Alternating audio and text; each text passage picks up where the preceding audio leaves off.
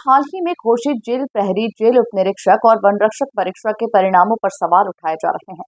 परीक्षार्थियों और युवाओं का कहना है कि इस परिणाम में बड़ी गड़बड़ी हुई है, जिसके कारण मुख्यमंत्री से जांच की मांग की जा रही है।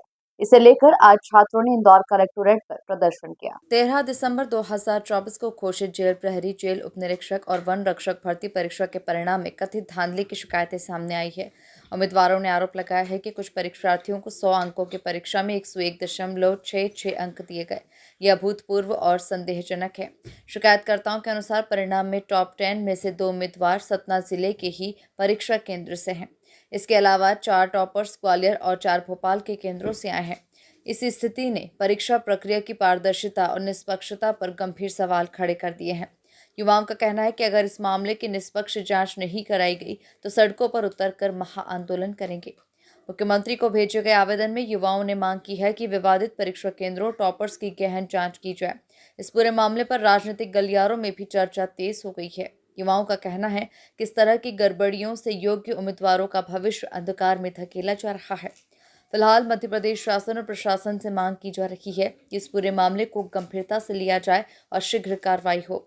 युवाओं ने चेतावनी दी है कि यदि मांगे नहीं मानी गई तो आंदोलन तेज होगा, जिसकी पूरी जिम्मेदारी शासन की होगी।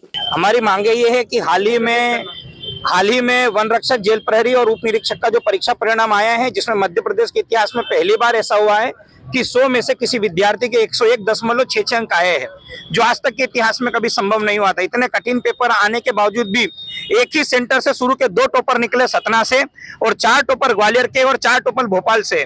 अब हमारा ये कहना है कि यही फर्जीवाड़ा हुआ था पटवारी के अंदर, जिसमें उन बच्चों को ये भी नहीं पता था कि मध्य प्रदेश की राजधानी क्या है, और ऐसे लोगों को मध्य प्रदेश सरकार ने नौकरी दी। आज के समय में जिस बच्चे ने एमपी के अंदर ये वन रक्षक के अंदर टॉप किया है, वो एमपी पुलिस में 60 नंबर नहीं ला पाया है और वो टॉपर बन गया। बल्कि इसका पेपर तो 5 महीने पहले हुआ था, फरवरी में, और अगस्त में पेपर हुआ था का एमपी पुलिस का। जब आप एमपी पुलिस के एग्जाम में फेल हो और आपने वन रक्षक, जेल प्रहरी और जो उप निरीक्षक का पेपर है उसमें टॉप कर दिया, तो इसको लेकर आज हम लोग यहाँ पर ज्ञापन देने के लिए आए हैं कि इसके अंदर जांच होना चाहिए। और दूसरी बात यह है कि ये टॉपर लोग सामने क्यों नहीं आते, टॉपर लोग क्यों भागते, इंटरव्यू देने से क्यों बचते, मीडिया से इतना क्यों डरते हैं। आज कोई भी मीडिया वाला अगर वहां पर जाएगा, मैं आपको लिख के दे दूं कि वो बंदा आपको उसके घर पर नहीं मिलेगा। जब हमने जानकारी ली तब पता चला कि वो भाई साहब वो तो घूमने निकल गए। परीक्षा परिणाम देखते ही जैसे ही रिजल्ट आया उसके बाद में खुशियों के साथ लड्डू बांटे जाते हैं। ये लोग छुपने का काम चालू करते हैं। और ये जो शुरू के टॉप 10 के अंदर ये टॉपर है, इनकी जांच करे मध्य प्रदेश सरकार और दोषियों को सजा दे। इन्होंने केवल और केवल फर्जीवाड़े पे ध्यान दिया है, कभी परीक्षा भर्ती लेने पे ध्यान नहीं दिया है। इसको लेकर आज इंदौर के अंदर ज्ञापन दिया जा रहा है। सरकार अगर हमारी बातें नहीं सुनती है तो हम हर एक गांव, हर एक शहर से निकलेंगे और भोपाल में एक बहुत ही बड़ा आंदोलन करने वाले हम लोग। इंदौर की कोई स्टूडेंट है क्या इसके लिए? ये सारे इंदौर के स्टूडेंट्स हैं। ये वे स्टूडेंट हैं जो पढ़ते हैं, अच्छे नंबर लाते हैं, पर मेरिट में इनको बाहर कर दिया जाता। नॉर्मलाइजेशन के नाम पे बच्चों के नंबर ही कम होते हैं, पर जो जुगाड़ वाले रहते हैं बस उन्हीं का बढ़ता नंबर।